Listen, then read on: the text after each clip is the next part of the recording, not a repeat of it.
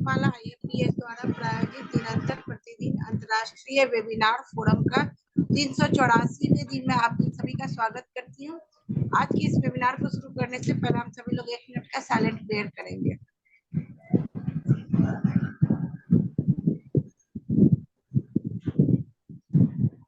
आज के हमारे गेस्ट स्पीकर है डॉक्टर डी बालाचंद्रन। ये प्रोफेसर, इन्होंने पेडियाट्रिक्स में MD किया है, होम्योपैथी में ये सीनियर मेडिकल ऑफिसर है एम्स पटना में होम्योपैथी डिपार्टमेंट में। ये फॉर्मर प्रोफेसर और HOD है department of practice of medicine RKDF university Bhopal के।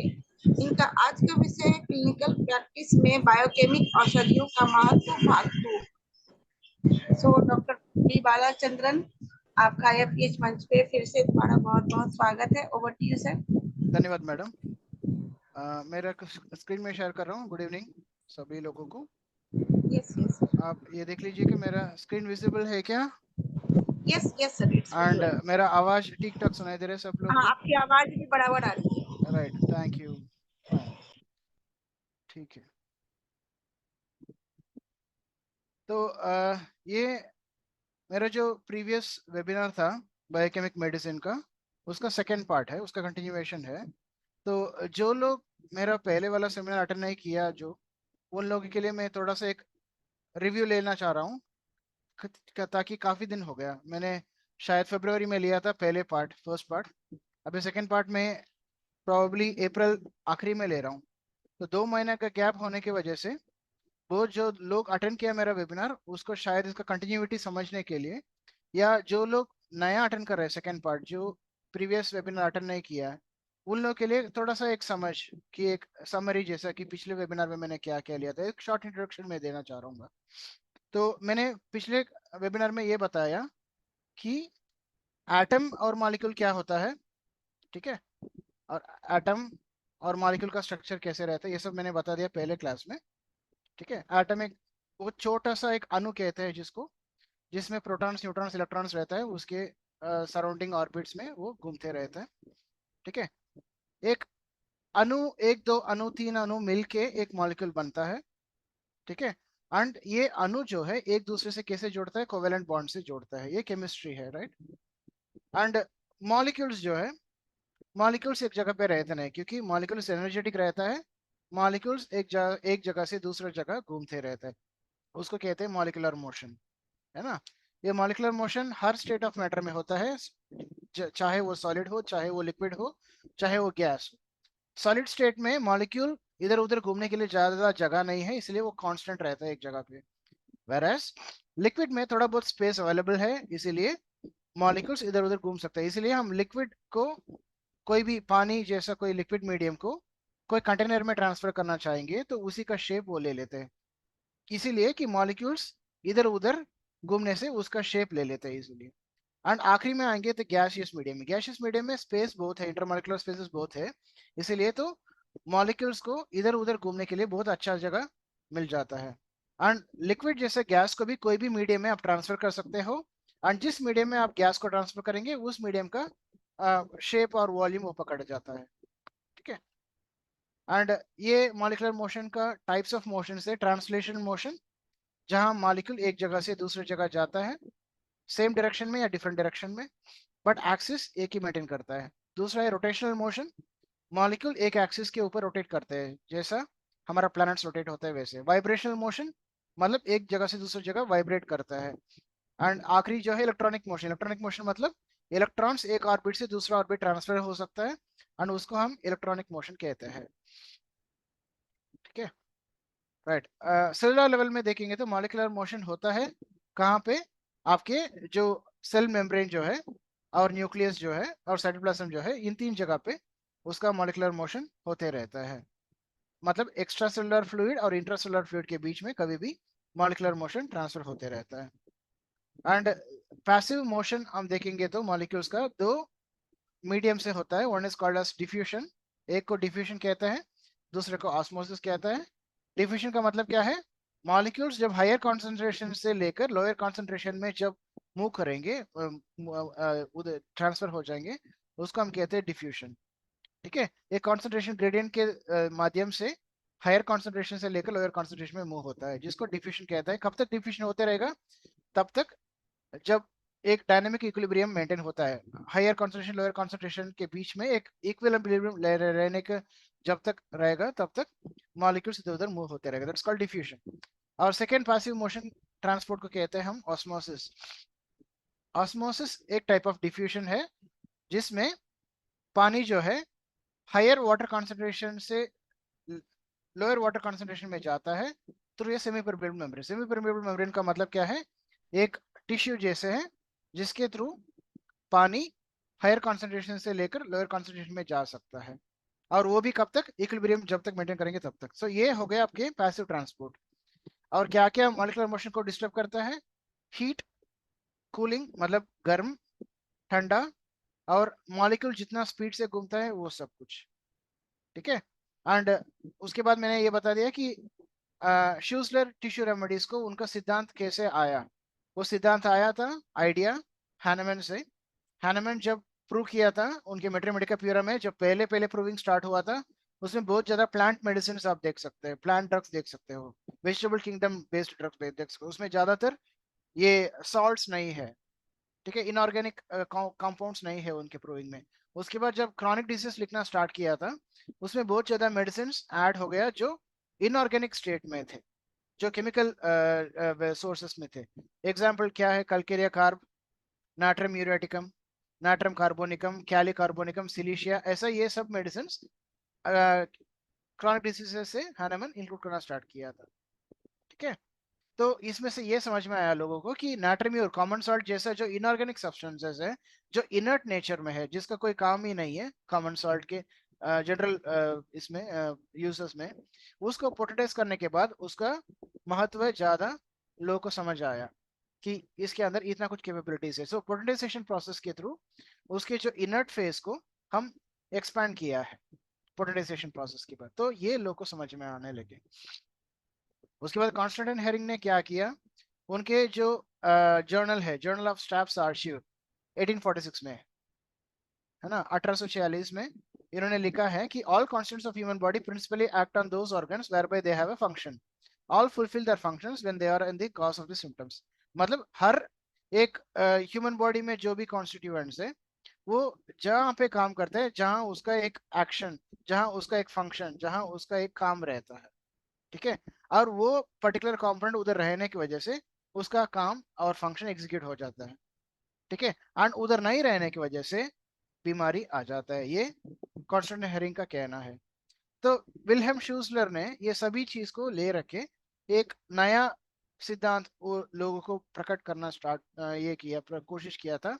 उन्होंने abridged homeopathic therapeutics German homeopathic journal में मार्च 1873 में लिखा है, about an year ago I endeavour to discover by experiments on the sick if it were not possible to heal them provided the disease were curable at all with those substances that are the natural. मतलब मैंने एक साल पहले कोई रोगियों को बीमारी ठीक करने का प्रयास किया है जो मुमकिन था ठीक करना अंग्रेजी मेडिसिन में, जो मैंने मतलब उसको ठीक करने का कोशिश किया और उसमें सफलता पड़ा।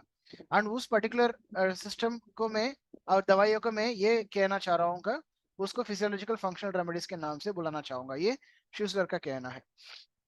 उसके बाद 5 महीने के बाद डॉक्टर लोरबैचर, लिप्सिक का जो बंदा है, जो डॉक्टर है, उन्होंने क्या किया, उसी जर्नल में पब्लिश किया एंड उन्होंने श्यूसलर मेडिसिन के ऊपर थोड़ा बहुत जिक्र किया है। ठीक है, एंड ये पर्टिकुलर डॉक्टर लोरबैचर लिप्सिक का जो डॉक्टर है, जो इन्होंने जो प्रश्न उठा है ये फिजियोलॉजिकल फंक्शन रेमेडीज के ऊपर, उसका जवाब देना जरूरी पड़ा। किनको? श्यूसलर को। तो उन्होंने क्या किया, एक abridge system of homeopathic therapeutics के नाम पे एक जर्नल पब्लिश किया था, आर्टिकल पब्लिश किया था, जिसमें जो भी प्रश्न लोरबैचर ने पूछे थे वो सभी का जवाब देना स्टार्ट किया था। ठीक है, तो ये सभी जर्मन ट्रांसलेशन जो हुआ था श्यूसलर और ये अब्रिज सिस्टम ऑफ थेरेप्यूटिक्स के बीच में जर्नल में, वो सभी को मिलकर बनाया श्यूसलर टिश्यू रेमेडीज का टेक्स्ट। ठीक है, राइट। उसके बाद डॉक्टर हेरिंग ने पब्लिश किया था एक छोटा सा आर्टिकल जिसमें वो लिखा है 12 tissue remedies recommended for investigation. मतलब आगे आपको थोड़ा सा इसके ऊपर ध्यान देना चाहिए और थोड़ा सा प्रैक्टिस में यूज करके देखना चाहिए कि इसका महत्व क्या है।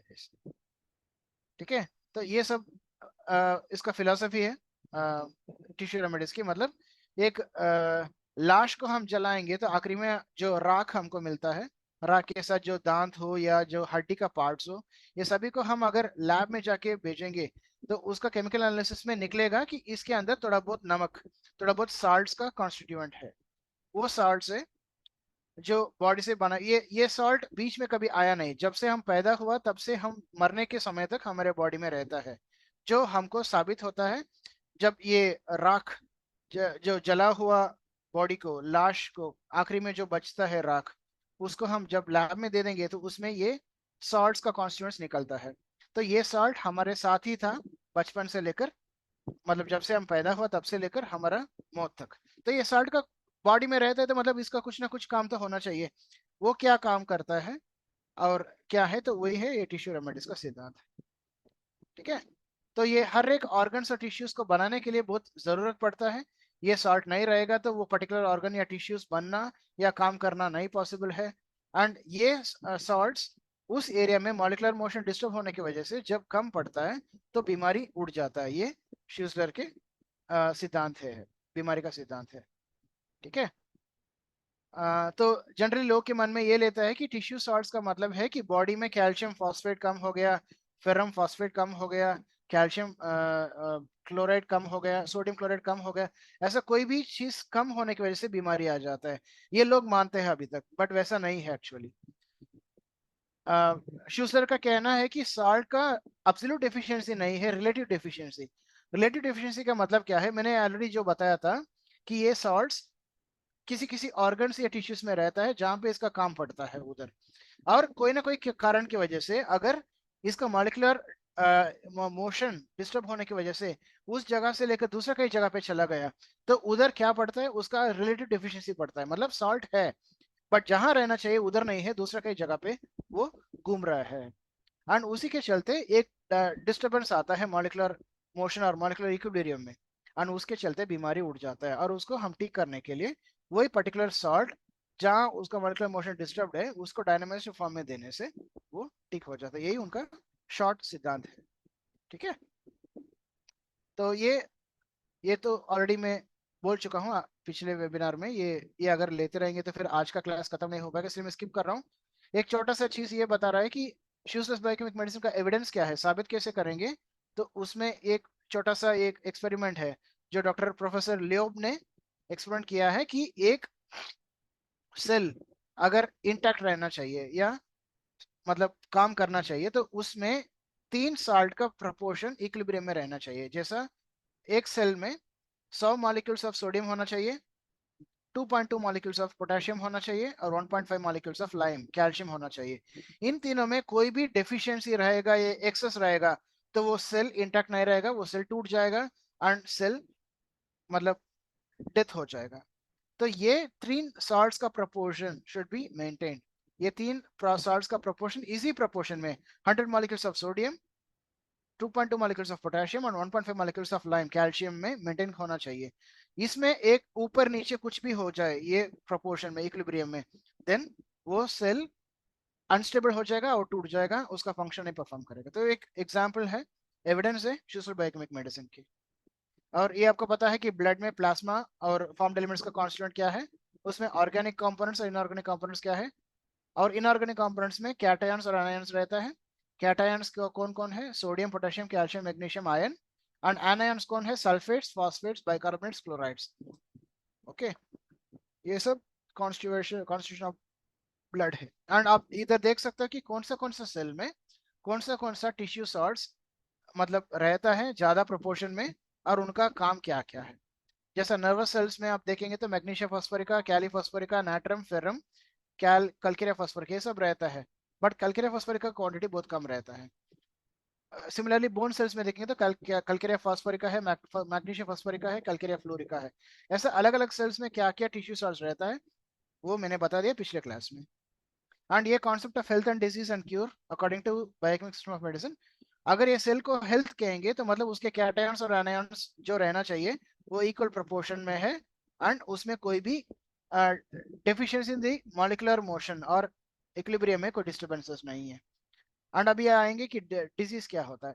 ये हेल्थी सेल है, और ये हेल्थी सेल में मॉलिक्यूलर मोशन डिस्टर्बेंस के होने की वजह से अगर सोडियम एंड क्लोराइड मतलब वो सेल में जहां रहना चाहिए उधर छोड़ के बाकी कई जगह पे आ गया तो क्या हो गया, इसमें एक रिलेटिव डिफिशियंसी फॉर्म हो गया, उसको हम कहेंगे डिजीज। और ये डिजीज स्टेट में देखिए सेल का शेप चेंज हो गया, एंड सेल में सोडियम और क्लोराइड का जो डायनेमिक इक्विलिब्रियम में रहना चाहिए वो नहीं है। एंड इसको कैसे ठीक करेंगे हम, वही सॉल्ट जो डिफिशियंसी है जिसको हम केस टेकिंग से समझ आया हमको कि ये सॉल्ट डिफिशियंट है इंडिविजुअल में, उस सॉल्ट को हम लोअर ट्राइचुरेशंस में देंगे तो वो पर्टिकुलर डायनेमिक इक्विलिब्रियम को वो वापस मतलब लेके आएंगे, एंड जिसकी वजह से हमको नॉर्मल सेल ये जैसा बन जाएगा। ठीक है, ये उनका concept of health disease and cure है। ठीक है, एंड माइन्यूट डोसेस में क्यों देना चाहिए ये मैंने बता दिया पिछले बार एग्जांपल्स में।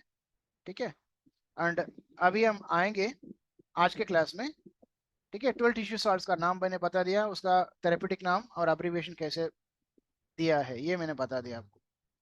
ये प्रिपरेशन मतलब कैसे बनाते हैं टिश्यू सॉल्ट्स ये तो आपको पता है, यानी मैं पिछले क्लास में बता दिया था। तो फ्रीक्वेंसी ऑफ डोसेस कैसे देंगे हम एक्यूट केसेस में, क्रॉनिक अफेक्शंस में, ये सब तो ये मैंने बता दिया। एंड ये मैंने बता दिया आपको कि होम्योपैथी और बायोकेमिक में क्या अंतर है। बहुत लोग सोचते हैं कि होम्योपैथी और बायोकेमिक मेडिसिन दोनों सेम है, बट सेम नहीं है, अलग अलग है। ये मैं एक बार कहना चाहूंगा कि होम्योपैथी का फाउंडर जो है वो है doctor Samuel Hahnemann, whereas biochemic remedies का जो फाउंडर है वो है डॉक्टर विल्हेम हेनरिच श्यूजलर। और कौन सा साल में ये आविष्कार हुआ, होम्योपैथी आविष्कार हुआ था 1796, 1796 में। क्योंकि पहले ऐसे ऑन होम्योपैथी उसी साल में लिखा है, एंड ऐसे new principle for ascertaining the curative power of drugs. और बायोकेमिक रेमेडीज का जो स्थापना या उसका आविष्कार हुआ था 1872 टू 1873 के बीच में। ठीक है, और होम्योपैथी का प्रिंसिपल क्या है, सिमिलियर सिमिलिबस क्यूरेंटर, let likes be cured by likes. और बायोकेमिक मेडिसिन का प्रिंसिपल क्या है, tissue remedies act by supplying the deficiencies. Deficiency मतलब एब्सोल्यूट डेफिशिएंसी नहीं है, ये याद रखिएगा, only the disturbance in the molecular motion, ये याद रखना जरूरी है। Modus operandi of cure homeopathy में कैसे होता है, बाय सेकेंडरी क्यूरेटिव एक्शन। ठीक है, whereas बायोकेमिक में कैसे होते हैं, modus operandi of cure, filling the void of deficient tissue salts thus restoring the order of equilibrium। मैंने ऑलरेडी जो बताया था, जहां पे वो सेल सॉल्ट रहना चाहिए मॉलिक्यूलर मोशन डिस्टर्बेंस की वजह से, जहां उधर वो जहां से जो हट गया उसको अगर हमने वापस रिप्लेस कर दिया बाय टिश्यू रेमेडीज तो बीमारी ठीक हो जाता है, ये उनका सिद्धांत है। तो होम्योपैथी का पहले एसे का नाम क्या है, an essay new principle for asserting the curative of drugs, वो कब पब्लिश हुआ, 1796 में। बायोकेमिक मेडिसिन का जो फर्स्ट एसे था एन अब्रिज्ड होम्योपैथी थेरेपेटिक्स, विलियम शुसलर ने जो लिखा था, मार्च 1873 में पब्लिश हुआ था। होम्योपैथी में कितना मेडिसिन है, there are more than 8600 medicine. Okay, whereas biochemic medicine में कितना मेडिसिन है, 12 मेडिसिन है बस। पोटेंसीज अगर होम्योपैथी में देखेंगे तो we have the vast extensive potencies, homoeopathy में पोटेंसीज बहुत एक्सटेंसिव है। मदर टिंचर से लेकर 6 potency, 12 potency, 30, 200, 1m, 10m, 50m, cm, lm, mm मतलब 50 मिलिसिमल पोटेंसी से लेकर हमको mm पोटेंसीज तक वास्ट एक्सटेंसिव पोटेंसीज है होम्योपैथी में। बट बायोकेमिक मेडिसिन में देखेंगे तो हमारे पास बहुत लिमिटेड पोटेंसीज है, 3x है, 6x है, 12x है, उससे आगे ज्यादा नहीं, ज्यादा जाते नहीं हम टिश्यू रेमेडीज में। एंड रिपीटेशन ऑफ डोसेस में देखेंगे तो होम्योपैथी में ऐसा एक कहना है कि पेशेंट जब तक उसको मतलब इंप्रूवमेंट मिलते रहता है तब तक हम रिपीट नहीं करना चाहिए। बट बायोकेमिक मेडिसिन में क्या है कि ऐसा कोई सिद्धांत नहीं है, उसको जब जब जरूरत है तब तक रिपीट करते रहना चाहिए। सिंगल डोज बायोकेमिक मेडिसिन में काम नहीं करेगा, उसको बार बार बीडीएस टीडीएस ऐसा 2 बार या 3 बार या 4 बार, क्यूडीएस भी इनफैक्ट, और या कभी कभी कोई कंडीशंस में आपको 15 मिनट में या 30 मिनट में एक बार भी दिला सकता है, जब तक पेशेंट को मतलब सिम्टम्स में लक्षण में आराम नहीं मिलेगा तब तक आप रिपीट कर सकते हैं, उसमें कोई ये नहीं है।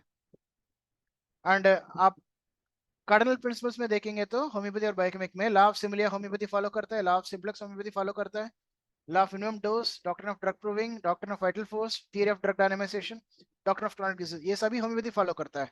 बट अगर बायोकेमिक मेडिसिन में देखेंगे तो लॉ ऑफ सिमिलिया बायोकेमिक नहीं फॉलो करते, क्योंकि उसका सिद्धांत अलग है। लॉ ऑफ सिंप्लेक्स फॉलो करता है, कभी फॉलो भी नहीं करता है। फॉलो कब करता है? जब हम टिश्यू सॉल्ट सिंगल सिंगल देंगे तो, जैसे नाट्रिम्यूर 6x देंगे तो लॉ ऑफ सिंप्लेक्स फॉलो होता है, कैलीम्यूर 6x देंगे तो लॉ ऑफ सिंप्लेक्स फॉलो होता है, फेरमफॉस 6x देंगे तो लॉ ऑफ सिंप्लेक्स फॉलो होता है। बट बायोकेमिक में बायो कॉम्बिनेशन भी है 1 से 28 नंबर का। फॉर एग्जाम्पल अगर देखेंगे तो बायो नंबर 2 जो आस्थमा दमा के लिए हम जो देते हैं, उसमें आप देखेंगे तो थोड़ा बहुत टिश्यू सॉल्ट्स के कॉम्बिनेशन है। बायो नंबर 20 जो स्किन डिजीज के लिए हम देते हैं, उसमें थोड़ा बहुत बायोकेमिक सॉल्ट्स का कॉम्बिनेशन है, तो वो सिंप्लेक्स नहीं है वो।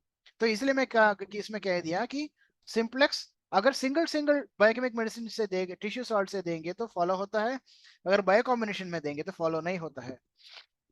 And law of minimum dose of course follow होता है, क्योंकि बायोकेमिक मेडिसिन में आपको ज्यादा मतलब मटेरियल डोजेस, क्रूड डोजेस देने का जरूरत नहीं है।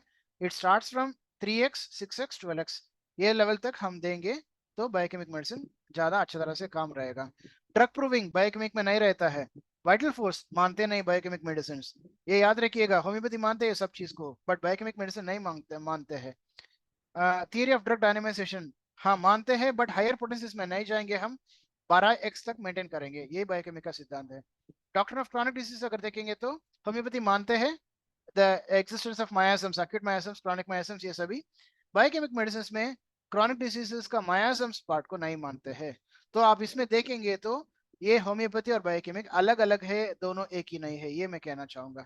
उसमें एक प्रश्न पूछा था शूसलर को कि इस शूसलरिज्म होम्योपैथी, उसमें शूसलर ने जवाब दिया था कि ये बायोकेमिक मेडिसिन और होम्योपैथी अलग अलग है, दोनों एक ही नहीं है। और शुरुआत में आप देखेंगे तो शूसलर का सिद्धांत कहाँ से आया था? डॉक्टर हैनमैन से, डॉक्टर हेरिंग से आया था। उसके बाद डॉक्टर वान ग्रोवोगल, उनसे थोड़ा बहुत सिद्धांत उन्होंने लिया था। तो इनसे उन्होंने सिद्धांत तो लिया, बट आखिरी में उसका रूप बदल गया। उन्होंने बोल दिया कि ये अलग सिस्टम ऑफ थेरेपेटिक्स है, होम्योपैथी को और बायोकेमिक को कोई भी संबंध नहीं है। तो ये लास्ट में शूसलर ने डिक्लेयर कर दिया। ठीक है, तो ये हम आगे जाएंगे आज के जो पार्ट में। ये तो एक शॉर्ट इंट्रोडक्शन था। तो जनरली हम होम्योपैथी में मैथमेटिका जब पढ़ेंगे तब हम हमारे पास एक तरीका है आसान से पढ़ने का तरीका, वो है ग्रुप स्टडी। आप सभी लोग को पता हुआ होगा। तो होम्योपैथी में ग्रुप स्टडी है, कैसे कैसे हम दवाई को पढ़ाते हैं। वेजिटेबल किंगडम से सोलेनेसिया फैमिली, अनाकार्डियेसिया फैमिली, है ना, ऐसा हम अलग अलग लिलियेसिया फैमिली, ऐसा अलग अलग फैमिलीज है, उस फैमिली के रूप में हम पढ़ते हैं। फिर हमारे पास ओफिडिया के फैमिली है जिसमें पॉइजन आता है, वो हम पढ़ते हैं। सार्कोड्स आता है जो हेल्थी टिश्यू से बनाए हुए मेडिसिन। नोजोड्स आता है। उसके बाद हमारे केमिकल किंगडम में ग्रुप्स है, कैली ग्रुप, जिसमें कैलीफॉस, कैलीकार्ब, कैलीसल्फ, है ना, ये सब कैली ग्रुप के बनाए वाले मेडिसिन आता है। उसके बाद हमारे मैग्नीशियम ग्रुप्स है, नाट्रियम ग्रुप है, ऐसा अलग अलग ग्रुप स्टडी होता है होम्योपैथी में, है ना। वैसा अगर हम ये आएंगे बायोकेमिक में आएंगे तो हमको एक अलग ग्रुप स्टडी सर बनाना पड़ता। हम हाँ पढ़ सकते हैं ऐसा कि कैली ग्रुप अलग से, जैसा हमारे पास कैलीफॉस है, कैलीम्यूर है, कैलीसल्फ है, ठीक है। वैसा हमारे पास एक नाट्रियम ग्रुप भी है, उसमें नाट्रियम म्यूर, नाट्रियम फॉस, नाट्रियम सल्फ आएगा। ओके, देन उसके बाद हमारे पास फेरम ग्रुप है जिसमें फेरम फॉस है, ठीक है। एंड उसके बाद साइलिशिया है, मैग्नीशियम ग्रुप है, ठीक है। ऐसे अलग अलग ग्रुप्स तो है ही है, बट मैंने एक अलग तरीका, मैंने अब ये कोशिश किया है जिसमें हम एनायन कैटायन के ग्रुप में नहीं पढ़ेंगे, एनायन के ग्रुप में पढ़ेंगे, जैसा फॉस्फेट्स, जैसा म्यूरेटिकम्स, ठीक है, जैसा हमारा फॉस्फेट्स हो गया, म्यूरेटिकम्स हो गया, वैसा हम एक ग्रुप में पढ़ेंगे तो हमको और आसान से समझ सकते हैं। जैसा मैंने आपको मैं कहना चाहूंगा, पहले जो है फॉस्फेट्स, फॉस्फेट्स में 5 फॉस आता है। अभी आजकल के मार्केट में बहुत चलता है ना 5 फॉस टैबलेट्स, 5 फॉस टॉनिक, जिसमें 5 फॉस्फेट्स है। क्या क्या 5 फॉस्फेट्स है? Ferrum phosphate, kali phosphate that is potassium phosphate, natrum phosphate that is sodium phosphate, calcarea phosphate, और कैल्शियम फॉस्फेट, और आखिरी में जो है मैक फॉस्फेट, मैक फॉस और मैग्नीशियम फॉस्फेट। ये 5 फॉस को मिलके हम पढ़ेंगे क्योंकि इसमें एक सिमिलरिटी है, ठीक है। पहले हम देखेंगे कि फेरम फॉस का क्या है। आप अभी बायोकेमिक में ये आपको समझाना चाहिए कि ये पर्टिकुलर टिश्यू सॉल्ट कहाँ पे रहता है बॉडी में, उसका क्या फंक्शन है, और ये पर्टिकुलर सेल सॉल्ट के डिफिशियंसी, रिलेटिव डिफिशियंसी से क्या बीमारी बन जाता है, हम पहचानेंगे कैसे मरीज के अंदर। तो इसी के लिए मैंने ऐसा एक कॉलम बना दिया जिससे आपको आसान समझाए, ठीक है। तो अभी आप देखेंगे पहले फेरम फॉस्फेट को, है ना। अब फेरम फॉस्फेट देखेंगे तो लोकेशन आप देखेंगे तो फेरम फॉस्फेट कहाँ रहता है, जनरली हीमोग्लोबिन में। ब्लड के अंदर जो आयरन कंपोनेंट है उसमें फेरम फॉस्फेट है। एंड एवरी सेल, हर सेल के अंदर जो ऑर्गेनिक बेसिस होता है उसमें एल्बुमिन पार्ट ऑर्गेनिक बेसिस बनता है, और हर एल्बुमिन में आयरन रहता है। जो मतलब जो जो सेल में एल्बुमिन रहता है वो सेल में आयरन रहता है, और हर सेल में एल्बुमिन से बनाए रहता है ऑर्गेनिक कंपोनेंट्स, तो हर सेल में आयरन रहता ही है। एंड प्रत्येक कहाँ पे रहता है, हीमोग्लोबिन में। सो ये दो जगह बहुत जरूरी है फेरम फॉस्फेट जहाँ पे रहता है बॉडी में। एंड फेरम फॉस्फेट उधर रहने से क्या काम करता है, it acts as a oxygen carrier. मतलब हीमोग्लोबिन में ऑक्सीजन को बॉडी में ले जाके जो जो टिश्यूज को ऑक्सीजन का जरूरत है उधर देना, हीमोग्लोबिन हीम पार्ट का बहुत महत्व काम है। एंड वो काम करने के लिए ये आयरन फॉस्फेट फेरम फॉस्फेट बहुत काम करता है। एंड ऑक्सीजन कैरिंग कैपेसिटी किसके साथ करता है, अकेले नहीं करता है, साथ में कैली सल्फेट का मतलब मदद भी ले लेता है, दोनों मिलके बॉडी में ऑक्सीजन कैरियर का काम कराते हैं। ठीक है, अभी पैथोजेनेसिस, अगर फेरम फॉस्फेट का मॉलिक्यूलर मोशन डिस्टर्ब हो गया, ये पर्टिकुलर सेल्स या पर्टिकुलर हीमोग्लोबिन जहाँ पे वो रहता है उधर अगर उनका मॉलिक्यूलर मोशन डिस्टर्ब हो गया तो हमको क्या बीमारी आता है, हम ये समझेंगे पैथोजेनेसिस में। तो molecular movement of ferrum phosphate disturb होने की वजह से सबसे पहले चेंजेस क्या होता है, रिलैक्सेशन ऑफ मस्कुलर फाइबर्स। मतलब जो जो ब्लड वेसल्स में या जो जो टिश्यूज में जो जो ऑर्गन्स में मस्कुलर फाइबर का कोटिंग जो रहता है जिसको हम कहते हैं ट्यूनिका मीडिया, मीडिया लेयर में मस्कुलर फाइबर्स रहता है इलास्टिसिटी मेंटेन करने के लिए। ठीक है, एंड वो पर्टिकुलर ये इलास्टिसिटी मेंटेन करने के लिए भी एक काम है, और दूसरा उसके कॉन्ट्रैक्शन होने की वजह से आगे उसका पेरिस्टाल्टिक मूवमेंट जो कहता है ना वो काम करने के लिए मदद करता है। तो मॉलिक्यूलर मोशन डिस्टर्ब होने की वजह से फेरम फॉस्फेट के सबसे मेन चीज क्या होता है, relaxation of the muscular fibres. तो मतलब ये मस्कुलर फाइबर्स का इंटेग्रिटी एंड फंक्शनिंग मेंटेन करने के लिए फेरम फॉस्फेट का बहुत जरूरी है। अगर वो रिलेटिव डेफिशिएंसी हो गया उधर, देन मस्कुलर फाइबर्स रिलैक्स होता है। मस्कुलर फाइबर्स रिलैक्स होने की वजह से क्या होगा, इलास्टिसिटी लॉस्ट हो जाएगा। इलास्टिसिटी अगर चले गया तो क्या होगा, ब्लड वेसल में कंजेशन आने लगेंगे। तो कंजेशन मतलब ब्लड पूलिंग, मतलब ब्लड ज्यादा उधर जमा होने लगेंगे जिसको कहते हैं हम कंजेशन। ठीक है, एंड सिमिलरली अगर इंटेस्टाइन्स में गैस्ट्रोइंटेस्टाइनल ट्रैक्ट में अगर रिलैक्सेशन ऑफ मस्कुलर फाइबर्स हो गया तो क्या होगा, डायरिया हो सकता है, नहीं तो कॉन्स्टिपेशन हो सकता है। ठीक है, डायरिया हो सकता है, अदरवाइज कॉन्स्टिपेशन हो सकता है, दोनों में से कोई एक हो सकता है। ठीक है, तो कॉन्स्टिपेशन कैसे होगा, मस्कुलर फाइबर रिलैक्स हो गया तो मतलब पेरिस्टाल्टिक मूवमेंट हो रहा नहीं हो पा रहा है, पेरिस्टाल्टिक मूवमेंट नहीं हो रहे तो क्या होगा, उधर फीकल्स जमा हो जाता है, और फीसेस जमा होने की वजह से ज्यादा वाटर अब्जॉर्प्शन हो जाएगा, उधर वाटर अब्जॉर्प्शन होने की वजह से क्या होगा, कॉन्स्टिपेशन बन जाएगा। ठीक है, सो ये एक मतलब एग्जाम्पल है आपको कॉन्स्टिपेशन होने के लिए। ठीक है, और मस्कुलर फाइबर रिलैक्सेशन होने की वजह से डायरिया कैसे बन जाता है ये भी मैं बता देता हूँ। रिलैक्सेशन मस्कुलर फाइबर होने की वजह से क्या होगा कि एक जगह पे फीसस ज्यादा देर नहीं रह पाएगा, मूव होते रहेगा, वाटर अब्जॉर्प्शन प्रॉपरली नहीं ऑब्जॉर्व हो पाएगा, तो क्या होगा कि ज्यादा एक्सेसिव स्टूल फॉर्म होके आपको फीसस तो निकल जाएगा, उसको कहते हैं हम डायरिया। सो दोनों होने का चांसेस हो सकता है, कहाँ पे रिलैक्सेशन होता है मस्कुलर फाइबर्स में, इंटेस्टिनल ट्रैक्ट में। ठीक है, एंड ये हो गया आपका फेरम फॉस्फेट। अभी हम आएंगे कैलीफॉस्फोरिकम। कैलीफॉस्फेट का लोकेशन कहाँ पे है, कहाँ पे रहता है वो, all animal fluids. Animal fluids मतलब क्या है, breast milk, semen, blood, sweat. ठीक है, तो सलाइवा, आपके डाइजेस्टिव जूसेस कुछ भी हो, ये सभी में कैलीफॉस्फोरिकम दैट इज पोटेशियम फॉस्फेट रहता है। और उसके साथ साथ टिश्यूज में रहता है, कौन सा टिश्यूज में, ब्रेन टिश्यूज में, नर्वस टिश्यूज में, मसल्स में, ब्लड सेल्स में, ये सभी में कैलीफॉस्फोरिकम रहता है। एंड कैलीफॉस्फोरिकम का फंक्शन क्या है, it is indispensable for formation of tissues. नया टिश्यू बनने के लिए कैलीफॉस्फोरिकम का बहुत जरूरत है। नया अगर कैलीफॉस्फोरिकम डेफिशिएंसी रहेगा तो नया टिश्यूज नहीं बन पाएगा।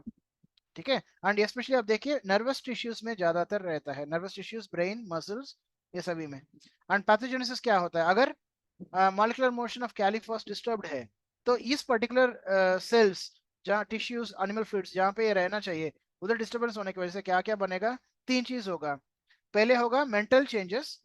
क्या क्या आएगा मेंटल चेंजेस में, एंग्जाइटी, घबराहट, बैशफुलनेस मतलब टिमिडिटी, थोड़ा सा डरा हुआ इंसान जैसा, डर, फियर, लैक्रिमोस मतलब ज्यादा रोने का आदत, सस्पिक्शन मतलब किसी के ऊपर शक लगाने का आदत, होम सिकनेस जैसा घर पे लोग नहीं रहेंगे तो एक चाहत होता है ना, वापस घर जाना है, घर छोड़ के मैं कई जगह पे आ गया, मुझे लगता है कि मैं घर को बहुत मिस कर रहा हूँ, वापस जाना चाहिए, वो होम सिकनेस जिसको कहते हैं, वो ऐसा मेंटली वो फील कर सकता है।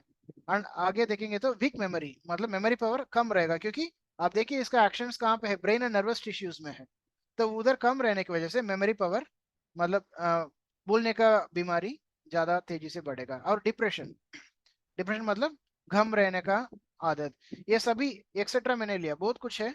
तो ये सब मेंटल चेंजेस आने लगेंगे जब कैलीफॉस्फोरिका ब्रेन नर्वस टिश्यूज में जब मॉलिक्यूलर मोशन डिस्टर्ब होने की वजह से कम रहेगा तो। एंड उसके बाद देखेंगे तो sensory nerves, sensory nervous system, ठीक है, उसमें क्या होगा, पैरासिस हो जाएगा। पैरासिस मतलब क्या है कि पैरास्थीसिया मतलब नमनेस, टिंगलिंग, जैसा सून पड़ेगा, जैसा लगता है कि झंझनाहट हो रहा है, ये सब नहीं, तो फिर आपके सेंसेशंस प्रॉपर्ली समझ में नहीं, जिसको पैरास्थीसिया कहते हैं, वैरा वैसा आपको समझ में आने लगेंगे नर्वस टिश्यूज में, सेंसरी नर्वस में। और मोटर नर्वस टिश्यूज में क्या होगा, प्रोस्ट्रेशन, प्रोस्ट्रेशन मतलब थका हुआ ले जैसा लगना, थोड़ा सा हल्का सा लकवा तो नहीं लगाया, बट लकवा होने का जैसा संभावना, जिसको हम कहते हैं हेमीपैरेसिस, तो वैसा लगता है कि आपको ताकत नहीं है नर्वस टिश्यूज में मतलब आपको कुछ काम करना चाहिए बट आपकी बॉडी कोऑपरेट नहीं कर रहा है आपको, तो ये सभी मोटर चेंजेस आपको नर्वस में होने लगेंगे, तो इसको हम कहते हैं न्यूरास्थीनिया, एक वर्ड है। ये तीनों को मिलके अगर कोई इंसान को हम देखेंगे, जिसको झंझनाहट होता है शरीर में, जिसको लगता है कि उनका जो बॉडी पार्ट्स उसका सुनाई नहीं करता है, जिनको लगता है कि थोड़ा सा डरा हुआ इंसान, जिसको एंग्जाइटी मतलब घबराहट है, जिसको थोड़ा सा मेमोरी वीक है, थोड़ा डिप्रेशन टाइप इंसान है, इन सभी को अगर एक इंसान के अंदर देखेंगे तो उसको हम कहते हैं न्यूरास्थीनिया। न्यूरा मीन्स नर्व्स है, एस्थीनिया मीन्स वीकनेस है, नर्वस वीकनेस, ठीक है, राइट। तो ये है कैली फास्फोरिका का पैथोजेनेसिस। आगे हम देखेंगे तो नाट्रम फास्फोरिकम, नाट्रम फास्फोरिकम मतलब सोडियम फास्फेट का अगर लोकेशन देखेंगे तो वो कहाँ कहाँ पे रहता है, ब्लड में रहता है, खून में रहता है, मसल्स में रहता है, नर्व्स में रहता है, ब्रेन सेल्स में रहता है, एंड इंटरसेलुलर फ्लूइड्स में रहता है, ठीक है। तो ये इंटरसेलुलर फ्लूइड्स मतलब दो सेल्स के बीच में जो फ्लूइड बन जाता है, ओके, उसको इंटरसेलुलर फ्लूइड कहता है। तो ये इन सभी एरियाज में लोकेशन में नाइट्रम फॉस्फेट रहता है। एंड उसका फंक्शन क्या है, decomposition of lactic acid into carbonic acid and water, यही काम है नाइट्रम फॉस्फोरिकम का। तो लैक्टिक एसिड मतलब जो बॉडी मेटाबॉलिज्म में आखिरी में जो बन जाता है एनारोबिक ग्लाइकोलाइसिस में, ग्लाइकोलाइसिस जो है वो क्या करते हैं, ग्लूकोज को ब्रेक डाउन करके पायरुविक एसिड तक लेके आता है, ऑक्सीजन रहेगा तो, जिसको हम कहते हैं एरोबिक ग्लाइकोलाइसिस। अगर ऑक्सीजन नहीं रहेगा तो आखिरी में हमको पायरुवेट नहीं बनेगा, उल्टा हमको लैक्टेट बनेगा, lactate is the final and product of metabolism of glucose, ठीक है। सो क्या होगा कि बॉडी में जहां पे लैक्टिक एसिड एक्यूमुलेट होता है कोई ना कोई कारण से एनारोबिक ग्लाइकोलाइसिस की वजह से, उसको तोड़ के कार्बोनिक एसिड और वाटर बनने का काम है नाइट्रम फास्फोरिकम का। उससे क्या होगा, लैक्टिक एसिड कई जगह पे जमा हो जाएगा तो उधर हमको क्रैम्स आने लगेंगे। इसीलिए जो लोग मैराथन रेस भागते हैं, या जो लोग 100 मीटर्स 200 मीटर्स रेस, जिसको हम कहते हैं कि डैश, 100 मीटर डैश या रिले, ऐसा कोई अगर कंपटीशन में हम लोग पार्टिसिपेट करते हैं तो क्या होगा, लंबा वो लोग दौड़ने की वजह से मसल्स, स्पेशली थाई मसल्स और स्पेशली काफ मसल्स, ठीक है, तो ये मांसपेशिया में आप मतलब ऑक्सीजन की कमी की वजह से लैक्टिक एसिड फॉर्म होता है, और लैक्टिक एसिड फॉर्म होने की वजह से क्या होता है, क्रैम्स होते हैं, जिससे जकड़ा हुआ जैसा सेंसेशन डेवलप होता है, एंड उसकी वजह से उनको खेलने में दिक्कत हो जाता है। तो क्या करते हैं, उनको उनको हम क्या करेंगे, उनको पहले लेटाएंगे, पैर को थोड़ा ऊपर करेंगे, और ये मांसपेशियों में जो मसल्स है उसको थोड़ा सा वाइब्रेट करेंगे, थोड़ा सा रब करेंगे ताकि ब्लड सर्कुलेशन उसमें आ जाए, और ब्लड सर्कुलेशन आने की वजह से वो लैक्टिक एसिड जो जमा हुआ है मसल्स के बीच में उसको क्लियर ऑफ करके ले जाए ऊपर, और नया ब्लड आ आके जब लैक्टिक एसिड को ले जाएंगे ऊपर, तो लैक्टिक एसिड जहाँ पे जमा हुआ है वो सब कम होते रहेगा, और कम होने की वजह से आपको क्रैम्प्स नहीं फॉर्म होगा। इसलिए आपको इलेक्ट्रोलाइट्स वगैरह जो देते हैं लोग जब ज्यादा दौड़ भाड़ करके आएंगे बीच में, या नहीं तो आखिरी में खत्म होने के बाद, ठीक है। सो ये लैक्टिक एसिड को तोड़ने का काम किसका है, नाइट्रम फास्फोरिकम का है। तो तोड़ के क्या बनेगा, लैक्टिक एसिड को तोड़ के वो बनेगा carbonic acid and water, okay, HCO3, carbonic acid and water, right.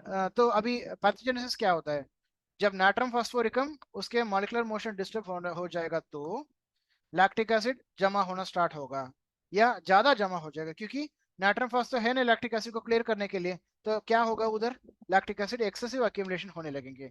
Lactic acid excessive accumulation हुआ तो क्या होगा कि बाइल एंड म्यूकस, ठीक है, तो जमा होने लगेंगे, मतलब गाल ब्लैडर में या लिवर में। ज्यादातर prevents inspissation of bile and mucus with cholesterine crystallization. तो मतलब लैक्टिक एसिड ज्यादा जमा होने की वजह से क्या होगा कि बाइल में म्यूकस और बाइल को कोलेस्ट्रीन के साथ जो जमा होने के लिए मना करेंगे, ठीक है, लैक्टिक एसिड एक्सेस की वजह से। एंड ये सब अगर बाइल एंड म्यूकस कोलेस्ट्रीन क्रिस्टल्स के साथ नहीं मिलेगा तो क्या होगा, इट बिकम्स क्रिस्टल्स, मतलब गाल स्टोन्स फॉर्म होने का चांसेस ज्यादा है, ठीक है। इसलिए ये क्या होगा कि आगे कोई यूरिक एसिड डायथिसिस में लेके छोड़ेंगे, जिसकी वजह से रोमैटिज्म, डिस्पेप्सिया, मतलब जहाँ पे गैस ज्यादा बनना, जो आपको गाल स्टोन्स में होता है, कोलिलिथियासिस में कॉमन कंप्लेंट्स है। पेशेंट बोलते हैं कि पेट फुला हुआ लगता है, बार बार डेघर आते रहता है, पेट एकदम फूल जाता है और सांस लेने में दिक्कत होता है इसके चलते। तो ये सभी बीमारियां उसकी वजह से होता है। तो क्या होता है, मॉलिक्यूलर मोशन डिस्टर्ब होने की वजह से लैक्टिक एसिड जमा हो जाता है, एंड नाइट्रम फॉस डेफिशिएंसी की वजह से ये लैक्टिक एसिड को तोड़ के कार्बोनिक एसिड और वाटर बन नहीं पाएगा, एंड जिसके चलते बाइल और म्यूकस कोलेस्ट्रॉल क्रिस्टल्स के साथ मिलके जो रहना है बाइल के अंदर, वो नहीं पॉसिबल है। एंड उसके चलते बाइल और म्यूकस नहीं मिलने की वजह से कोलेस्ट्रॉल क्रिस्टल्स जो बाइल में रहता है, पित्त में, वो स्टोन फॉर्म होगा, जिसको हम कहते हैं गाल स्टोन्स। एंड गाल स्टोन्स के साथ साथ रोमैटिज्म, मतलब मसल्स में पेन, साथ साथ में यूरिक एसिड डायथिसिस जहाँ में यूरिक एसिड क्रिस्टल्स फॉर्म होता है, ये भी हो सकता है। एंड डिस्पेप्सिया मींस ज्यादा गैस बनना, एसिडिटी बनना, ये सभी काम होते रहता है। एंड गैस्ट्रोइंटेस्टाइनल ट्रबल्स जैसा कब्जियत, कॉन्स्टिपेशन जैसे ट्रबल्स बन भी सकता है, साथ में कोलिकी पेन, मतलब पेट में दर्द हो सकता है। ये नाइट्रम फॉस के जो सिम्टम्स, इसीलिए हम कहते हैं कि नाइट्रम फॉस से होम्योपैथिक एंटासिड, ये आप कहीं सुना होगा। होम्योपैथी में जो एंटासिड है, जैसा आप एलोपैथी में देते हैं ना एंटासिड्स, जेलुसिल हो या आपको बाकी मेडिसिन भी है बहुत कुछ, है ना, ऐसा होम्योपैथी में जो एंटासिड है वो है नाइट्रम फॉस। उसको होम्योपैथिक एंटासिड कहता है क्योंकि वो एसिडिटी का अच्छा राहत या अच्छा रिजल्ट देता है, मतलब पूरा एसिड को न्यूट्रलाइज करके सॉल्ट एंड वाटर फॉर्म करता है, ठीक है। नेक्स्ट अगर देखेंगे तो कैलकेरिया फॉस्फोरिका, कैल्शियम फॉस्फेट, इसका लोकेशन अगर देखेंगे तो हम कहाँ पे रहते हैं, आपको सबको पता है, बोन्स में रहता है, हड्डी में रहता है, ब्लड प्लाज्मा में रहता है, सेल्स ब्लड सेल्स में रहता है, सलाइवा थूक में रहता है, गैस्ट्रिक जूस पेट में जो जूस बन जाते हैं डाइजेशन के लिए उसमें रहता है, कनेक्टिव टिश्यूज में रहता है, टीथ में रहता है, दांत में, और मिल्क में, मतलब दूध में रहता है, ये सभी में कैलकेरिया फॉस रहता है। एंड फंक्शन क्या है, absolutely essential for proper growth and nutrition. एक इंसान अगर ग्रोथ होना चाहिए और उसको प्रॉपर न्यूट्रिशन मिलना चाहिए तो कैलकेरिया फॉस बहुत जरूरी है, उसके बिना इंसान का ग्रोथ और न्यूट्रिशन नहीं हो पाएगा। एंड पैथोजेनेसिस क्या होता है, कैलकेरिया फॉस के रिलेटिव डिफिशियंसी की वजह से, मॉलिक्यूलर मोशन डिस्टर्बेंस होने की वजह से न्यूट्रिशन प्रॉपरली नहीं बन पाएगा, सेल ग्रोथ प्रॉपरली नहीं हो पाएगा, टिश्यूज डेथ और डिके, मतलब सड़ जाता है और जल्दी मर जाता है। Sero albuminous exudation within the sacs, मतलब जहां जहां पे सीरस सैक्स है उसमें एल्बुमिनस एक्सुडेशन, एल्बुमिनस मतलब सफेद जैसे, सीरो मतलब सीरम जैसे, ठीक है। ब्लड मिक्स्ड एल्बुमिनस एक्सुडेशन मतलब फ्लूइड जैसा जमा होने लगेंगे उधर, डिस्चार्ज नेठे जैसे। And albumin exudation upon the surface, कोई भी स्किन सरफेस हो या कोई भी बोन सरफेस हो, उसमें एल्बुमिन का एक्सुडेशन आने लगेंगे सरफेस में, एंड वो फिर उसके बाद सूख जाएगा, एंड वो पर्टिकुलर एल्बुमिन एक्सुडेट क्रस्ट बन जाए। क्रस्ट मतलब क्या है, एक हार्डन्ड सब्सटेंस, जिसको क्रस्ट कहते हैं। जैसा नाक से जिसको सर्दी है, एक थिक डिस्चार्ज आता है, वो सूखने के बाद क्या होता है, एकदम क्रस्ट जैसा बन जाता है ना, ऐसा बोन के ऊपर क्रस्ट बन जाता है। तो ये है कैलकेरिया फॉस के पैथोजेनेसिस। आखिरी में आएंगे हम मैकफॉस, मैग्नीशियम फॉस्फोरिका। मैग्नीशियम फॉस्फोरिका का लोकेशन अगर देखेंगे तो ये कहाँ कहाँ पे रहता है, मसल्स में रहता है, नर्व्स में रहता है, बोन्स में रहता है, ब्रेन में स्पेशली ग्रे मैटर में रहता है, स्पर्म में रहता है, टीथ में दांत में रहता है, ब्लड सेल्स में रहता है।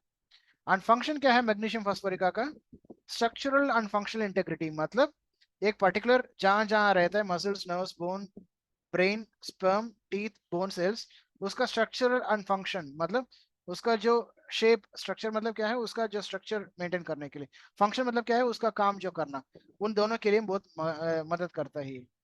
एंड पैथोजेनेसिस देखेंगे तो मैग्नीशियम फॉस्फोरिक का मॉलिक्यूलर मोशन डिस्टर्ब होने की वजह से मसल फाइबर कॉन्ट्रैक्ट करता है। ठीक है, आप देखिए इसका एग्जैक्ट ऑपोजिट एक्शन है फेरम फॉस के। फेरम फॉस में क्या होता है, उधर भी सेम टू सेम एक्शन है, मतलब मसल्स को रिलैक्स करता है वो, बट एग्जैक्टली ऑपोजिट एक्शन है मैग्नीशियम फॉस्फोरिक का, ये मसल को कॉन्ट्रैक्ट करता है। तो मसल फाइबर को रिलैक्स करना फेरम फॉस के डिफिशियंसी से होता है, एंड मसल फाइबर्स को कॉन्ट्रैक्ट करना मैग्नीशियम फॉस्फोरिकम के डिफिशियंसी से होता है। सो मैग्नीशियम फॉस्फोरिक के डिफिशियंसी की वजह से मसल फाइबर कॉन्ट्रैक्ट होता है। मसल फाइबर कॉन्ट्रैक्ट होने की वजह से क्या होता है, तीन चीज होता है। कभी भी मसल फाइबर्स कॉन्ट्रैक्ट होगा तो क्या होगा, हमको दर्द होगा।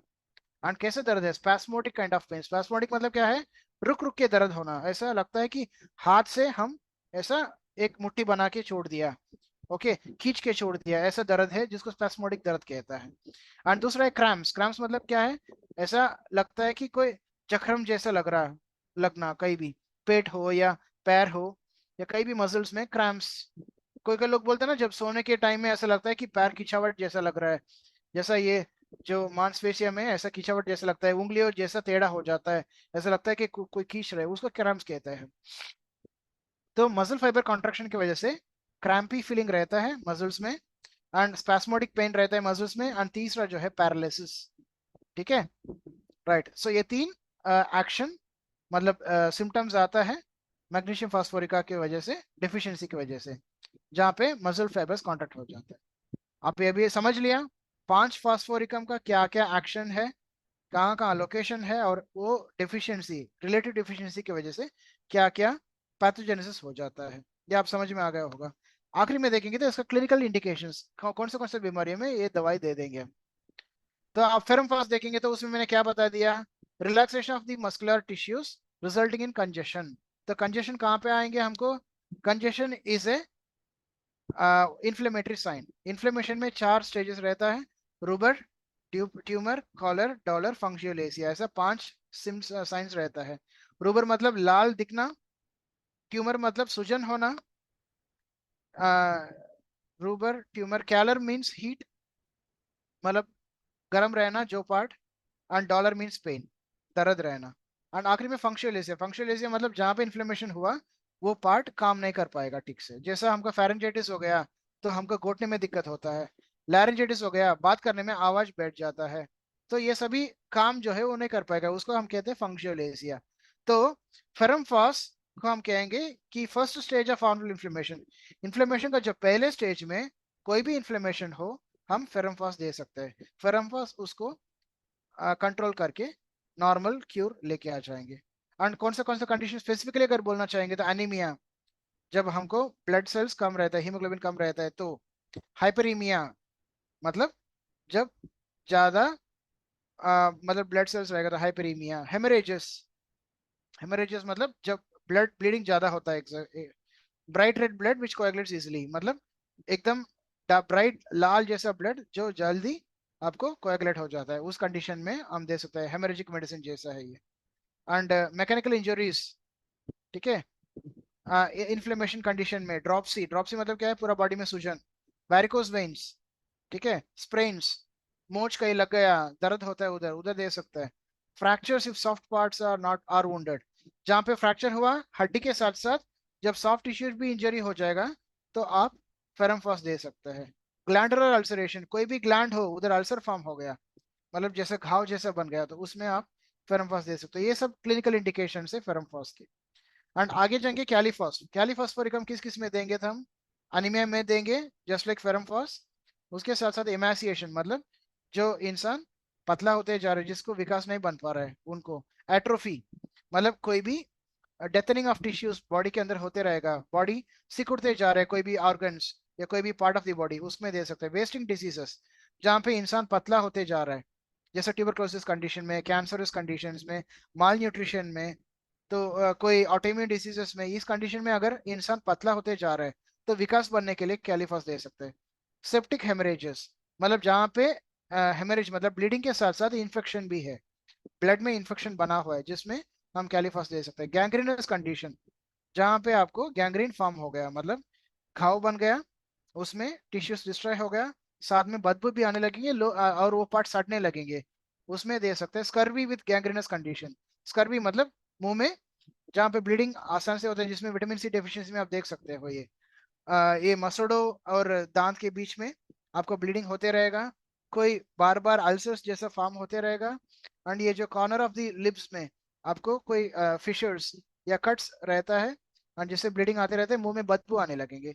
ये सभी स्कर्वी का सिम्टम्स है। तो इस सभी में स्वेलिंग का swollen gums मतलब सूजन है इसमें आपके मसोड़ों में। ठीक है। एंड ये सभी कंडीशंस में आप कैलिफॉस दे सकते हैं। आप नाट्रोफॉस देखेंगे तो उसका क्लिनिकल इंडिकेशन है exudations and secretions yellow and honey coloured. जहाँ कोई कोई बीमारी में, जिसमें कान की बीमारी हो या नाक की बीमारी हो या त्वचा की बीमारी हो, जिसमें पीला कलर का हनी कलर्ड मतलब शहद के कलर के कोई क्रस्ट अगर फॉर्म हो गया, एक्सुडेशन फॉर्म हो गया, एक्सुडेशन मतलब डिस्चार्ज फॉर्म होने लगे, तो उसमें आप नाट्रोफॉस दे सकते हो। लुकीमिया ब्लड कैंसर्स में, मैरास्मस ऑफ चिल्ड्रन जहाँ पे जो बच्चा है जिसको माल नरिशमेंट की वजह से पतला होते जा रहे हैं, खाली पेट फूलते जा रहे हैं, बाकी शरीर पतला होते जा रहे हैं, वो मैरास्मस कहते हैं। उस कंडीशन में itching all over the body, जहाँ पे पूरा बॉडी में अगर खुजली होते रहते हैं तो। Swelling of lymphatic glands, lymphatic tissues जहाँ पे, जैसा सर्विकल लिम्फेडेनोपैथी कहता है, मेसेंट्रिक लिम्फेडेनोपैथी कहता है, इनगुइनल लिम्फेडेनोपैथी कहता है, जहाँ पे लिम्फ नोड्स एनलार्ज्ड है, उस कंडीशन में दे सकते हैं। हार्डनिंग के पहले मतलब सॉफ्ट है, ज्यादा ये नहीं हुआ, अगर हार्डनिंग हो गया तो आप कल्केरिया फ्लूर देना पड़ेगा। तो इसलिए हार्डनिंग के पहले जहाँ पे लिम्फेटिक ग्लैंड स्वेलिंग है, उसमें आप नाइट्रोफॉस ट्राई कर सकते हो। लास्ट में रोमैटिक आर्थराइटिस, जैसे मैंने ऑलरेडी बता दिया, रोमैटिज्म जहाँ पे आपको मल्टीपल स्मॉल जॉइंट इन्वॉल्वमेंट है, जहाँ पे दर्द एक जगह पे नहीं रहता है, इधर उधर शिफ्ट होते रहता है, शिफ्टिंग आर्थराइटिस जिसको कहते हैं हम, उसमें हम नाइट्रोफॉस दे सकते हैं। अब कल्केरिया देखेंगे तो अनीमिया में देंगे, जहाँ पे ब्लड कमी है। क्लोरोसिस, जहाँ पे अनीमिया के साथ साथ आपको बिलिरुबिन लेवल भी ऊंचे है, उस कंडीशन में। बोन डिसीजेस, कोई हड्डी का बीमारियों में, जैसे एक्सोस्टोसिस मतलब एक्सेसिव बोन ग्रोथ, जहाँ पे बोन में कैल्शियम चाहिए, उस जगह पे कैल्शियम नहीं है, उल्टा जिस जगह पे कैल्शियम का जरूरत नहीं है, उधर जाके जमा होके एक एक्स्ट्रा बोन फॉर्म होने लगे, जिसको एक्सोस्टोसिस कहते हैं। जनरली ये होता है आपको, जो कल्किनल्स पर जो कहता है ना, एडी के हड्डी में एक्स्ट्रा हड्डी ग्रोथ होना, जैसा हील्स जैसे, उसको हम कहते हैं कि कल्किनल्स पर, वो भी एक टाइप ऑफ एक्सोस्टोसिस है। और कभी कभी देखेंगे तो आपको लॉन्ग बोन्स जो है, रेडियस अल्ना, इसमें डिस्टल एंड्स में, प्रॉक्सिमल एंड्स में एक्स्ट्रा बोन ग्रोथ आएगा। और किसी किसी को स्कैल्प में देखेंगे तो स्कल बोन में एक्स्ट्रा बोन ग्रोथ रहने की वजह से ऐसा लगता है कि पेशेंट को एक छोटा सा गिल्टी जैसा बना हुआ है सिर में। अगर आप एक्सरे या नहीं तो सीटी स्कैन करके देखेंगे तो उसमें आएगा कि एक्सोसिस ऑफ दी स्कल बोन्स। ठीक है। तो ये है एक्सोस्टोसिस, इस कंडीशन में भी आप कल्केरिया दे सकते हैं। उसके बाद नॉन यूनियन ऑफ फ्रैक्चर्स, मतलब फ्रैक्चर हो गया मतलब हड्डी टूट गया, और हड्डी टूटने के बाद हड्डी वापस जोड़ने में अगर टाइम लग रहा है ज्यादातर, या ज्यादा जल्दी से नहीं जोड़ पा रहा है, तो उस कंडीशन में कैल्केरिया फर्स्ट दे सकते हो हड्डी जोड़ने के लिए। नेजल पॉलिपाई, नाक में अगर गिल्टी जैसा कोई अगर छोटा सा ग्रोथ अगर हो रहा है तो कॉल्ड नेजल पॉलिपाई, नाक में जो मांस बना हुआ है उसके लिए। Rectal and uterine, rectal and uterine polyps मतलब रेक्टम में कोई पॉलिप हो गया, यूट्रस में पॉलिप हो गया बच्चेदानी में, तो उसमें भी आप सोच सकते हैं कल्केरिया को। गॉइटर में, जहाँ पे थायराइड ग्लैंड एनलार्जमेंट होता है नेक में, उस कंडीशन में। सिस्ट में, ट्यूमर्स में, इस कंडीशन में कल्केरिया दे सकते हैं। आखिरी है मैग्नीशियम फॉस्फोरिकम, वो हम देंगे स्पैजम्स, जहाँ पे आपको दर्द होता है मसल्स में, उसमें न्यूरalgias, नसों में दर्द है। कोरिया, कोरिया मीन्स क्या होता है, बॉडी में जो अबनॉर्मल इनवॉलंटरी मूवमेंट्स होते रहते हैं उसको कोरिया कहते हैं, जो इनवॉलंटरी मूवमेंट्स बॉडी में होते रहते हैं उसको कोरिया कहते हैं। टेटानस कंडीशंस में spasm of glottis, glottis spasm की वजह से लोगों को क्या होता है, बोलने में दिक्कत होता है, और सांस लेने में या खाना खाने में निगलने में दिक्कत होता है। नर्वस अस्थमा, आस्थमेटिक कंडीशंस में spasmodic retention of urine, epilepsy, paralysis agitans मतलब पार्किंसंस डिजीज, इस कंडीशन में आप मैग्नीशियम फॉस्फोरिकम सोच सकते हैं। ये हो गया फॉस्फेट्स कंप्लीट। नेक्स्ट हम जाएंगे म्यूरेटिकम्स। दो ही म्यूरेटिकम है अपने टिश्यू रेमेडीज में, एक है kali muriaticum, that is potassium chloride, and दूसरा है नाट्रियम म्यूरेटिकम। इसका लोकेशन अगर देखेंगे तो कैली म्यूरेटिकम रहता है ब्लड सेल्स में, मसल्स में, नर्व्स में, ब्रेन सेल्स में। ब्रेन सेल में ये महत्व है कि कैलीम्यूर के बिना कोई भी नया ब्रेन सेल फॉर्म नहीं हो सकता, ये लिखा है स्पष्ट, एंड साथ में इंटरसेलुलर फ्लूइड्स में। ठीक है। फंक्शन अगर देखेंगे तो कैलीम्यूर मतलब पोटेशियम क्लोराइड का फंक्शन ऑलमोस्ट सोडियम क्लोराइड जैसा है। पोटेशियम सोडियम क्लोराइड मतलब आपके नाइट्रोम्यूर जैसा ही है फंक्शन। एंड पैथोजेनेसिस, बीमारियां कैसे तैयार होता है?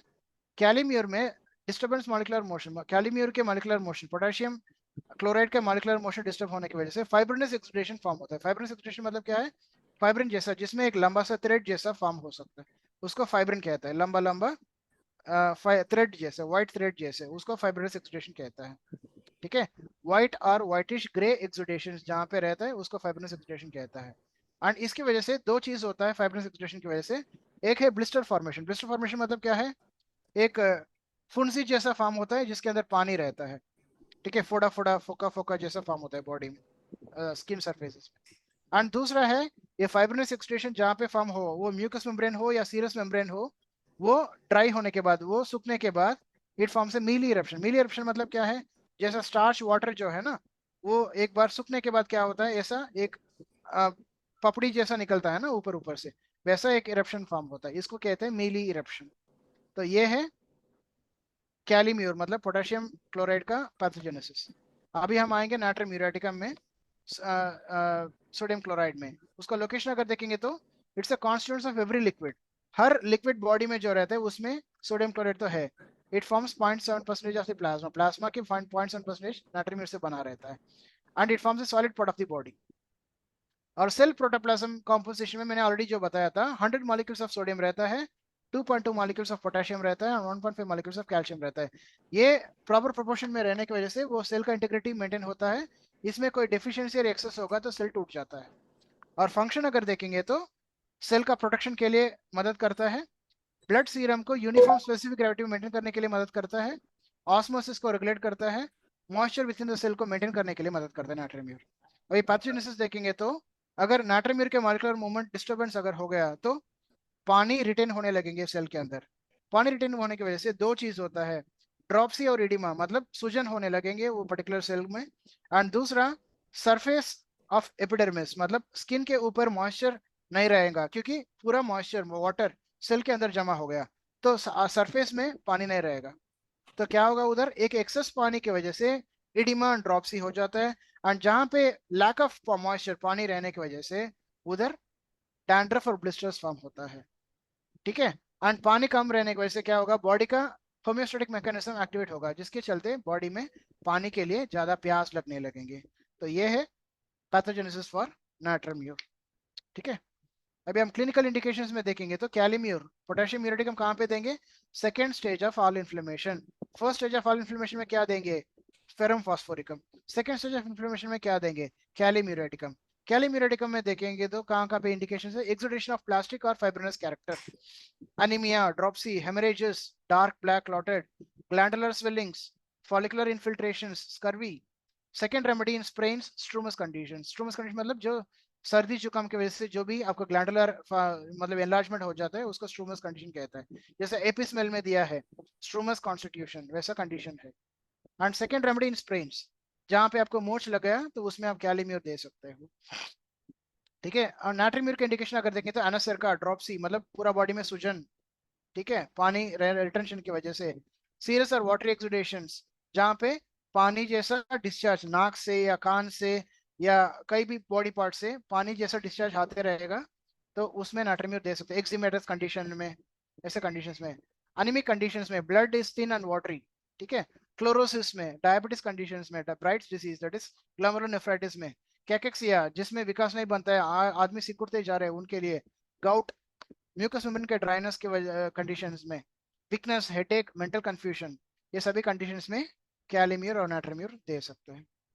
ठीक है, नेक्स्ट है सल्फेट्स। सल्फेट्स में देखेंगे तो लोकेशन हम देखेंगे तो कैली सल्फ आपको बाइल में रहता है, नाइट्रम सल्फ इंटरसेलुलर फ्लूइड में रहता है, कैली सल्फ एपिडर्मिस एंड एपिथेलियम में रहता है।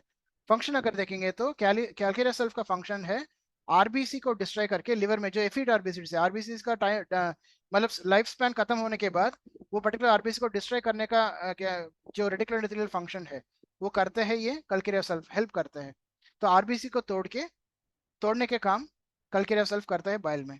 और नाइट्रम सल्फ का अगर देखेंगे तो excretion of superfluous water, excessive water को मतलब बॉडी से बाहर भेजने का काम करता है नाइट्रम सल्फ। कैली सल्फर देखेंगे तो ये आपके फेरम फास जैसा ऑक्सीजन कैरियर है, अलॉन्ग विद आयरन। अगर पैथोजेनेसिस देखेंगे तो कैलकेरिया सेल्फ का पैथोजेनेसिस है आरबीसी, मतलब molecular motion of Calcarea self disturbed है, जिसके चलते क्या होगा कि इसका काम ठीक से नहीं कर पाएगा। काम क्या है? आरबीसी को डिस्ट्रॉय करने का काम। आरबीसी नहीं डिस्ट्रॉय होगा तो क्या होगा?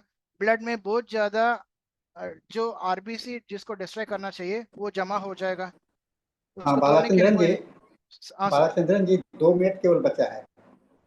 हाँ हो जाएगा सर, बाकी हो गया कंप्लीट। ठीक। राइट। सो आरबीसी जमा हो जाएगा, उसको नहीं तोड़ पाएगा। तो आरबीसी ब्लड में रहने की वजह से ये म्यूकस मेम्ब्रेन और स्किन में जाके जमा हो जाएगा, और ये जमा होने की वजह से उधर catarrh and eruptions such as separations, pus with event, ये सब फॉर्म हो जाएगा। फुंसी जैसा फॉर्म होगा जिसमें से एक पस और ये निकलते रहेगा। ये कैलकेरिया सेल्फ के मॉलिक्यूलर मोशन डिस्टर्बेंस की वजह से। नाट्रम सेल्फ मॉलिक्यूलर मोशन डिस्टर्बेंस की वजह से क्या होगा? पानी जो बॉडी से भेजना चाहिए बाहर वो नहीं जा पाएगा, बॉडी के अंदर जमा हो जाएगा, जिसके अंदर ड्रॉपसी, बॉडी में सूजन बन जाएगा। कैली सेल्फ डिस्टर्बेंस की वजह से क्या होगा? एपिथेलियल एंड एपिडर्मल डिस्क्वामेशन, स्किन डिस्क्वामेशन होगा। येलो स्लाइमी डिपॉजिट फॉर्म हो जाएगा टंग के ऊपर। Watery slimy thin disorderly yellowish और ग्रीनिश डिस्चार्ज, पीला या हरा कलर का डिस्चार्ज पूरा म्यूकस मेम्ब्रेन से आते रहेगा। तो ये है कैली सेल्फ के जो पैथोजेनेसिस है। क्लिनिकल इंडिकेशन अगर देखेंगे तो abscess, serous swelling, cystic tumours, malignant growths after ulceration as set in, ये कैलकेरिया सेल्फ के है। और नाट्रम सेल्फ के oedema, smooth swelling, infiltration, hydrogen और कॉन्स्टिट्यूशन, पाइमिया इस कंडीशन में है। कैली सेल्फ में देखेंगे तो थर्ड स्टेज ऑफ इन्फ्लेमेशन। ठीक है, सर इवनिंग हमारे राइज इन टेम्परेचर। टाइम खत्म हो रहा है अब सर। ओके मैम, मैं लास्ट स्लाइड दिखा देता हूँ, आप देख लीजिए, बस खत्म है। ये फ्लूरेट्स और सेलिशिया है आखिरी, कैलकेरिया फ्लूर और सेलिशिया। आप देख सकते हैं कि डिस्टर्बेंस मॉलिक्यूलर मोशन की वजह से क्या होता है। बस मेरा क्लास हो गया thank you complete. Thank you. हाँ yes yes, thank you very much sir. अब हमारा थैंक यू। टाइम भी खत्म हो गया तो इसमें कोई कमेंट भी नहीं किया जा सकता है। अगर कुछ और स्लाइड्स हो तो आप नेक्स्ट टाइम फिर से नहीं सर से उतना ही है, उतना ही है, कंप्लीट है, ठीक लास्ट स्लाइड है वो। ठीक है। Okay thank you very much sir. Thank बहुत यू। ही अच्छा आपका, आपने बायोकेमिक पे बहुत ही अच्छा आपका सेशन था। अब हमारा हिंदी टाइम खत्म हो रहा है और इंग्लिश टाइम स्टार्ट होने जा रहा है। सो अभी मंच में डॉक्टर धनेश सर को हैंड ओवर करिए। Over to you sir.